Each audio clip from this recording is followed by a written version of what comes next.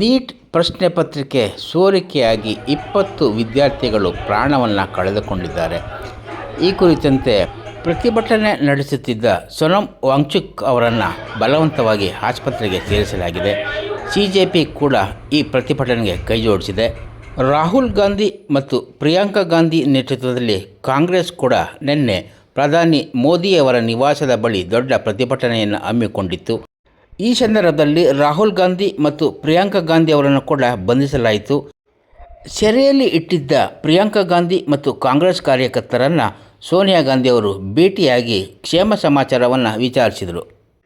ರಾಹುಲ್ ಗಾಂಧಿಯವರ ಮೂಗಿನಿಂದ ರಕ್ತ ಕೂಡ ಬಂದಂತಹ ಘಟನೆ ಕೂಡ ನಡೆದಿದ್ದು, ಜಂತರ್ ಮಂತರ್ನಲ್ಲಿ ನಡೆದಿರುವ ಪ್ರತಿಭಟನೆ ತೀವ್ರ ಸ್ವರೂಪವನ್ನು ತೆಗೆದುಕೊಂಡಿದ್ದು, ಅದನ್ನು ಚದುರಿಸುವುದಕ್ಕಾಗಿ ಪೊಲೀಸರು ಲಾಠಿ ಪ್ರಹಾರವನ್ನು ನಡೆಸಿರುವುದು ಕೂಡ ದೊಡ್ಡ ಪ್ರಮಾಣದಲ್ಲೇ ನಡೆದಿದೆ. ಇದು ದೇಶಾದ್ಯಂತ ದೊಡ್ಡ ಪ್ರತಿಭಟನೆಯ ರೂಪವನ್ನು ಪಡ್ಕೊಳ್ತಾ ಇದೆ. ಕಾಂಗ್ರೆಸ್ ನಡೆಸಿದ ಪ್ರತಿಭಟನೆಯಲ್ಲಿ ಮುಖ್ಯಮಂತ್ರಿ ಡಿ.ಕೆ. ಶಿವಕುಮಾರ್ ಸೇರಿದಂತೆ ನಮ್ಮ ರಾಜ್ಯದ ಅನೇಕ ಕಾಂಗ್ರೆಸ್ ಮುಖಂಡರು ಕೂಡ ಭಾಗವಹಿಸಿದರು. ಆ ಸಂದರ್ಭದಲ್ಲಿ ನಮ್ಮ ರಾಜ್ಯದ ನಾಯಕರುಗಳನ್ನು ಕೂಡ ಬಂಧಿಸಲಾಯಿತು. ಡಿ.ಕೆ. ಶಿವಕುಮಾರ್ ಅವರನ್ನು ಬಂಧಿಸಲು ಹೋದಾಗ ರಾಹುಲ್ ಗಾಂಧಿಯವರು ಅದನ್ನು ತಡೆದರು ಅನ್ನುವುದರ ಬಗ್ಗೆ ಖುದ್ದಾಗಿ ಡಿ.ಕೆ. ಶಿವಕುಮಾರ್ ಅವರೇ ಮಾಹಿತಿಯನ್ನು ನೀಡಿರುವುದನ್ನು ಕೂಡ ಇಲ್ಲಿ ನೋಡಬಹುದಾಗಿದೆ. ಹಾಗೆಯೇ ನೀಟ್ ಪ್ರಶ್ನೆ ಪತ್ರಿಕೆ ಸೋರಿಕೆಯ ನೈತಿಕ ಹೊಣೆಯನ್ನು ಹೊತ್ತು ಕೇಂದ್ರ ಶಿಕ್ಷಣ ಸಚಿವ ಧರ್ಮೇಂದ್ರ ಪ್ರಧಾನ್ ರಾಜೀನಾಮೆಗಾಗಿ ಪಟ್ಟು ಹಿಡಿಯಲಾಗಿದೆ.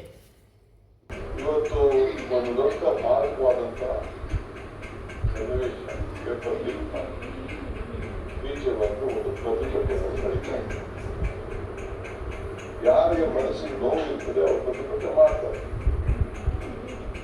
ಆದರೆ ಪ್ರತಿಭಟನೆಕಾರರನ್ನ ನಾವು ಯಾವ ದೃಷ್ಟಿಯಲ್ಲಿ ನೋಡ್ತಾ ಇದ್ದೀವಿ, ಇದು ಬಹಳ ಮುಖ್ಯವಾದಂಥ ವಿಷಯ. ಕಾಂಗ್ರೆಸ್ ಪಕ್ಷ ಮತ್ತು ವಿರೋಧ ಪಕ್ಷಗಳು ಆ ವಿದ್ಯಾರ್ಥಿಗಳ ಪ್ರತಿಭಟನೆಗೆ,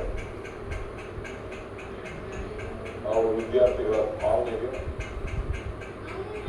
ನಾವು ಅವರ ಜೊತೆ ಕೂರಿಸ್ಕೊಂಡಿದ್ದೇವೆ.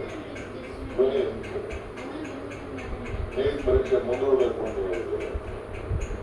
ತಪ್ಪಿಸಿದಲ್ಲಿ ಶಿಕ್ಷೆ ಹಾಕಿಕೊಟ್ಟಿರ್ತೇವೆ. ಮಂತ್ರಿಗಳು ರಾಜೀನಾಮೆ ಕೊಡಬೇಕು ಅಂತ ಹೇಳ್ತೇವೆ.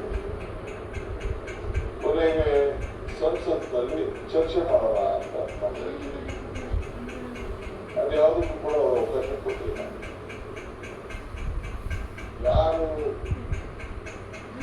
ಈ ದೇಶದ ಯುವಕರು, ವಿದ್ಯಾರ್ಥಿಗಳು ಬಂದು ಪ್ರತಿಭಟನೆಯನ್ನ ಮಾಡಿದ್ದಾರೆ. ಆಗ ರಾಹುಲ್ ಗಾಂಧಿ ಅವರು ನಮ್ಮ ಮುಖ್ಯಮಂತ್ರಿಗಳು ಬಿಡಬಾರ್ದು ಅನ್ನೋದನ್ನ ವಾರ್ನಿಂಗ್ ಕೊಟ್ಟರು. ಆಗ ಅವ್ರು ನನ್ನ ಮಕ್ಕ ನೋಡ್ಕೊಂಡು ನನ್ನ ಸುತ್ತ ಬೆಂಗಾವನಾಗಿ ನಿಂತ್ಕೊಂಡ್ರು. ಆಮೇಲೆ ಸೈಡ್ಗೆ ಹೋದೆ. ನಾನು ಸೈಡಲ್ಲಿ ಚೇರ್ ಹಾಕಿ ಅವರೇ ಪೊಲೀಸವರೇ ಕರ್ಕೊಂಡ್ಬಂದು ನನ್ನ ಕೂಡಿಸಿದ್ರು. ಸೊ ದೊಡ್ಡ ಪ್ರತಿಭಟನೆ 1-3 ಗಂಟೆ ನಡೀತು. ಹೋರಾಟ, ಪ್ರಜಾಪ್ರಭುತ್ವ ವ್ಯವಸ್ಥೆಯಲ್ಲಿ ಹೋರಾಟ.